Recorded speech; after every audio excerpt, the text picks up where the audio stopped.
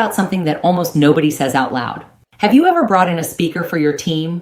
Everyone showed up, people were engaged, they were taking notes, nodding along, and then 2 weeks later, it's like it never happened. Same habits, same conversations, same production. If you've ever experienced that, you're not alone. And more importantly, you didn't do anything wrong. You just missed one key piece that most people don't even realize matters. I'm Coach Emily Terrell, the #1 real estate coach and speaker at Tom Ferry, and I've had a front row seat to this from both sides. I've been the one bringing in speakers for events, and I've been the one on stage delivering the training.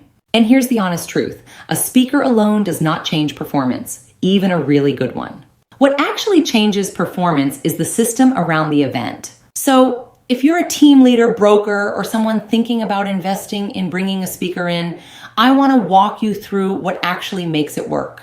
Because when this is done right, it can have a real impact. But when it's not, it just becomes a good experience that fades quickly. Tip 1, start with the outcome, not the speaker. This is the first place things usually go off track.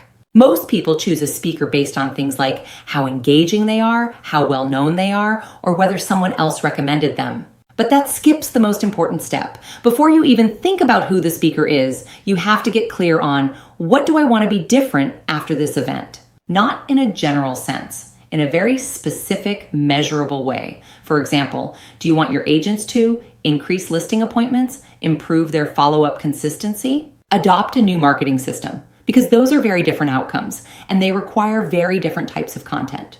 If that clarity isn't there, what happens is the event becomes motivational instead of practical, and motivation feels good in the moment, but it doesn't last without direction. Tip 2, the first 72 hours after the event are everything. This is probably the most overlooked part of the entire process. The event ends. Everyone leaves feeling energized. You hear things like, "That was exactly what I needed.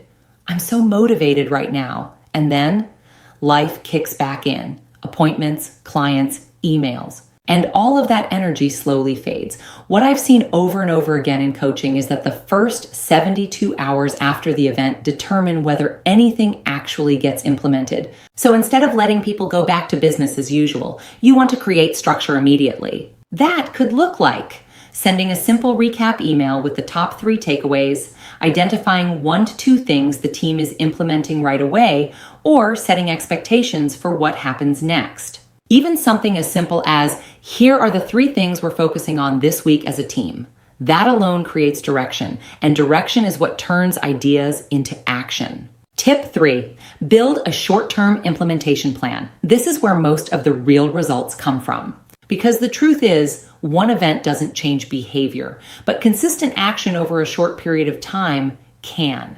So instead of thinking about the event as a one-day experience, think about it as the start of a 30-day implementation cycle. For example, week 1, introduce the concept and start small. Week 2, practice and refine. Week 3, track results. Week 4, evaluate and adjust. Now the event becomes the catalyst, not the entire strategy. I was working with a team recently that brought in a speaker, and instead of just ending it there, they built a simple 30-day plan around what was taught. Nothing complicated, but they stayed focused on it, and that's what actually created the shift in performance. Tip 4, create visibility and accountability. The last piece is something that often gets overlooked, but it's critical. Accountability doesn't have to be heavy or complicated, it just has to exist. This could be as simple as checking in during team meetings, asking agents what they've implemented, having quick conversations about what's working and what's not. Because when people know they'll be asked about something, they're more likely to follow through. And when they see others implementing, it creates momentum. This is where culture starts to shift, not from the event itself, but from what happens after it. I worked with a leader who used to host events a few times a year. They were well attended. People enjoyed them. But when we looked at the numbers, nothing was really changing. Once we adjusted the approach, getting clear on the outcome, aligning the content with that outcome, and building a simple follow-up plan, the difference was noticeable. Agents weren't just talking about what they learned, they were actually implementing it. And that's when production started to move. So, will hiring a speaker increase your team's sales performance?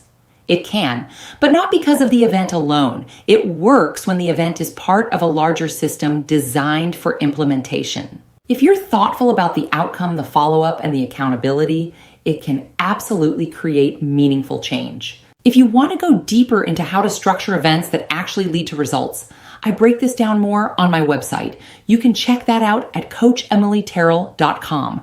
And if you want more insights around systems, leadership, and building a high-performing real estate business, you can connect with me on Instagram at @coachemilyterrell.